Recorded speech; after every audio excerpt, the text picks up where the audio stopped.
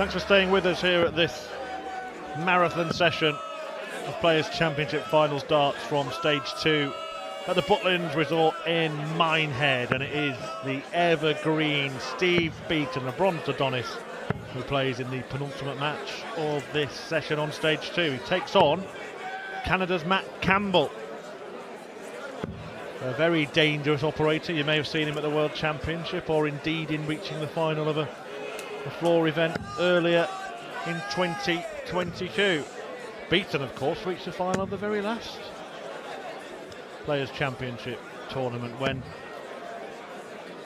before that weekend started it was looking still pretty precarious for qualification for things and for hanging on to his professional status after 754 years. But Steve Beaton is here to stay, and maybe, just maybe, considering the kind of shots we've seen, he might be more than making up the numbers in Minehead this weekend, Paul. Yeah, very much safe for this tournament after making the final of PC 30, losing out to James Wade in that final, but guaranteeing his world spot as well. And now we're talking about what he could possibly do here and beyond. But I have a dare for you, Steve. Go on and win it. I dare ya. 60. Create that headline, and everybody's going to be happy. Well, apart from Matt Campbell. He's got the longest running record, hasn't he, of World Championship appearances, Steve Beaton. Extraordinary, isn't it? Extraordinary. Matt Campbell himself is going to play in his 4th consecutive World Championship this year. And that's really good. A lot of people out there in World Darts, they dream of playing in one. Now Campbell is a mainstay. But I'd like to say something at the early part of this match, if you don't mind, Murph, because back on the 10th of April, Matt Campbell lost 8-6 to Nathan Aspinall in that final in Players' Championship 16, and that's turned out to be a somewhat tragic day, because that was the last time that Nigel Pearson commentated on darts with myself, and we sadly lost Nigel within a few days of that particular game. And just want to remember Nigel for a few seconds, considering what's going on this year. We've lost John Gwynn as well. All the good, all the tragic, we're still here playing darts, and we always remember the people who have been here before. Well said. No score. Matthew requires 76. Campbell looking to break in the opening leg. Double 8. 60. I'm just disappointed he didn't ask Charlie, is that 60A? Well, it's 1-0 Beaton. This one is not going to be slow. These guys get on with it. And Matt Campbell's the only Canadian in the draw. Jeff Smith not able to make it. Couldn't get himself inside the top 64, and what rests on Jeff's career for keeping his card is that PDP qualifier in a couple of days, and we wish Jeff all the best. It's been a very, very tough couple of years for Jeff after making the final of the first Players' Championship. When he got his card, he's fought valiantly, but if he's to keep his card by the end of the season, it's going to take a mammoth effort come Monday. Speaking of mammoth efforts, we were talking about that run of Steve Beaton of appearing in World Championships. We should actually mention how many it is. 31 successive World Championship appearances for Steve Beaton. Do you think anybody's going to equal or better that? I just don't. I mean, you look at someone like Josh Rock, for instance, or maybe Keane Barry, and you think, yes, they can beat that, but do the players have the same longevity these days? I don't think they do. Do they have the desire? Particularly with the amount of money that's available. If you at the top end of darts these days, then you can very quickly set yourself up for life, can't you, in a few years? Yeah, I don't see Michael Van Gerwen playing past 50 or even 45.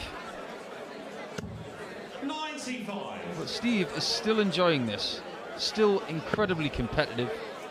We will see him playing tomorrow, though, Michael Van Gerwen. He's avoided the main stage curse. He's beaten Ryan Meikle 6-3. 72. Probably get stage 2 tomorrow. I doubt we'll be commentating on Michael van Gerwen tomorrow. Double 10. 52. Beaton here can double his lead. Senior require 101. Well, there's the 1. I can't leave tops. 41.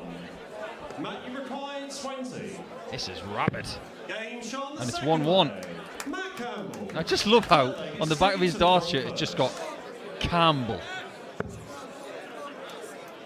What's the name of that boxing MC who just says the name and then just the surname after? David Diamante or something like that? Not a boxing fan, to be honest. Matt Paul. Campbell. Campbell. Just brilliant. 125. I used to get called my surname when I was in trouble. I was being naughty in my younger days. 100. Still the case when somebody refers to you by just your surname, that's a sign of you doing something wrong. 84. Although I did say that about you earlier and I didn't mean anything by it, so I apologise. You just watch it, Nicholson. There you go. I'm on watch now. 121.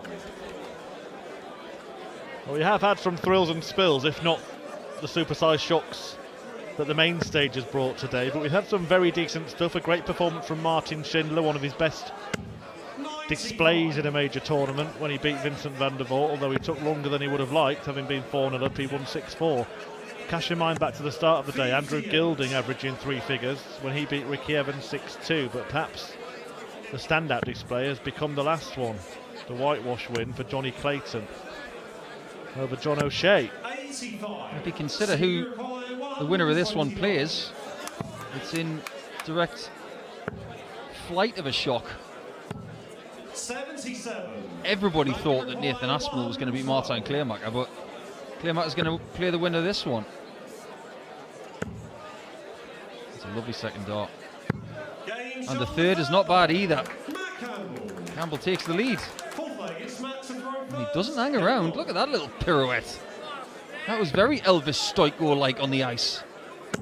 But that one's over your head. Kurt Browning, no. Sidney Crosby. Wayne Gretzky. Heard the name. There you go. Finally found someone on ice that you know. 125 apiece to open here, so 376 apiece. 140. Make that 236. 140. I mean, I don't want to tempt fate here, but what kind of reception do you think that Steve would get if he was to call it a day sometime maybe in the next 2 to 5 years? Because not every person who walks away from the sport wants that big fanfare. I know that Phil got it when he left the World Championship in 2018. Dennis Ovens didn't get it. Dennis Priestley didn't get it. Rod Harrington didn't want it. I'm sure Phil Taylor got it for many reasons, but partly because he ended up retiring after a World Championship final. Yeah. It's hard not to get it in that occasion, isn't it? I mean, had he won it, it would have been a completely different scenario. The scenario in this match is becoming clear, though. Or is it? Is Campbell going to pull clear? He doesn't. What are you doing? He says to himself. Dart players are funny creatures, you know. They all talk to themselves when they do something wrong. 17. But Steve says nothing, but his face says it all. 5-5, having missed it in the previous visit. Not happy, but halfway, Matt Campbell. Well, the Welsh were very miserable about the result today with Iran.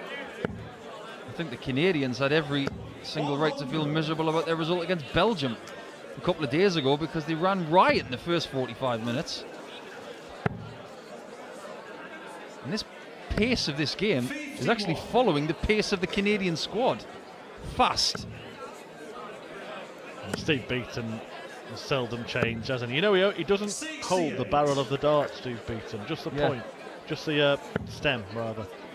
You and I know quite well that we were at the Winmore HQ very recently, and we found out that he was instrumental in the design of these stems because that's where he holds it. 140. You can see that there. So you can see on the stem there is an element of grip in the middle. And he had that put on there, as Paul rightly said, because that's where he holds the dart.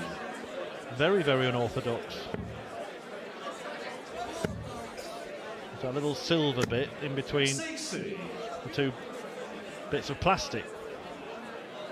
Or does he use aluminium stems? He's got aluminium stems, yeah. Nice and light, durable. And he has fiddled around with his stems this year. He's tried a couple of different types, but these are the ones that he's most comfortable with.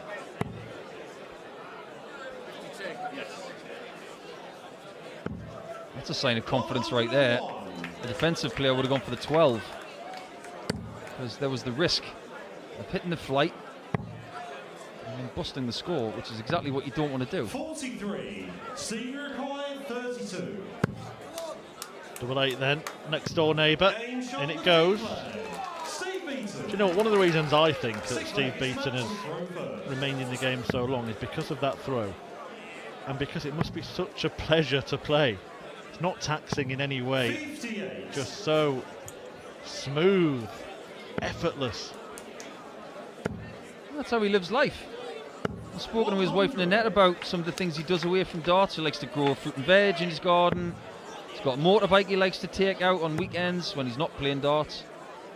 Loves to go to the beach for walks. 119. He just does everything right. When it comes to longevity, he's got life cracked. 96. Do you know what I mean? There's a lot of these dart players who spend their time worrying about rankings, about money, about sponsors and all this kind of stuff. Steve doesn't worry about anything. Worry less, play better darts. Well, to put it another way, don't worry, be happy. Even things like dart shirts, we talk about that a lot today. Steve said, I'll have the white one with the blue trim, stick my nickname on the back and send it to my house. That's the end of the conversation. I've seen people have conversations about dart shirts for months. 59. Maggie required 124. To just regain that two-leg buffer. Has to hope that Beaton doesn't pull a rabbit out of the hat here. 150. Luke Humphries now in action over on the main stage. Uh-oh. 34. But Van Gogh has broken the curse, so he might be all right now. Yeah, but he wasn't in the semis of the Grand Slam. True.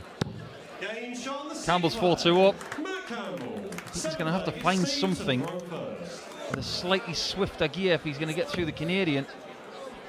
Humphries facing Nathan Rafferty. 140. One each at the moment. Yeah, the number one on that Development Tour Order of Merit. Great season for Nathan. 58.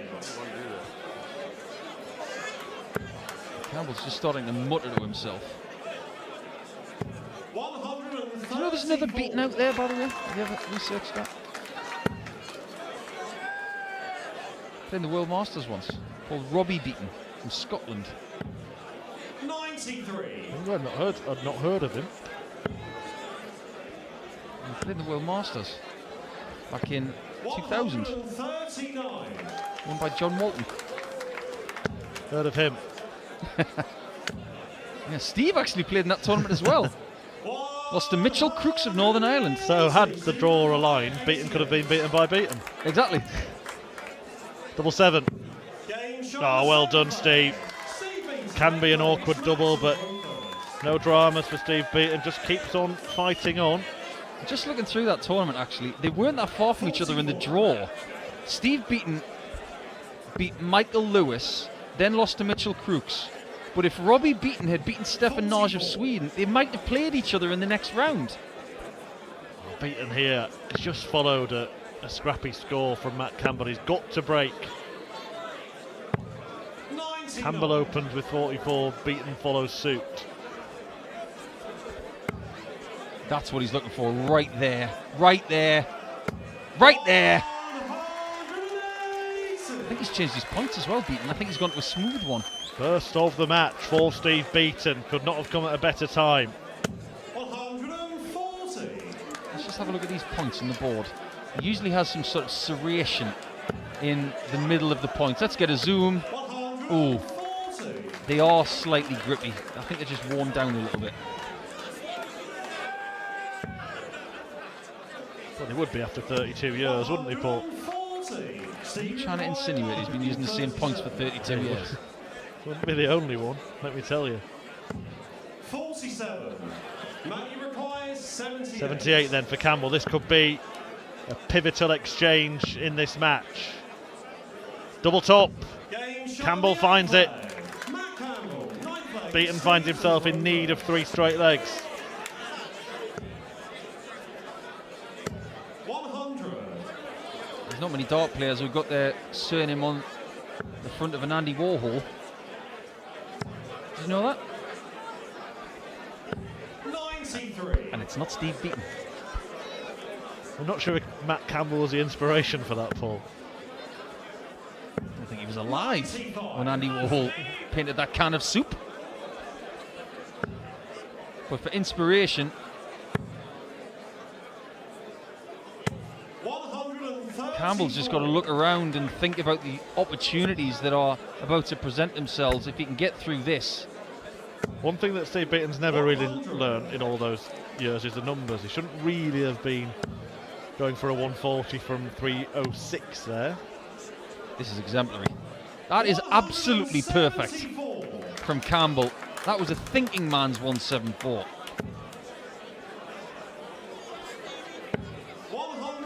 Did work it out that time, but Campbell has been taking out this kind of thing for most of this match. Is it 2 tops? It is. There's one of them. And there is the other. As Canada's Campbell crushes Steve Beaton. A 6-3 success for Matt Campbell to book his place in the second round of the Players' Championship Finals in what is our penultimate match here on stage 2. Ending the action, it is Gabriel Clemens of Germany against the former Players' Champion and 2-time World Champion, no less. Stay tuned, folks, because Gary Anderson is coming next.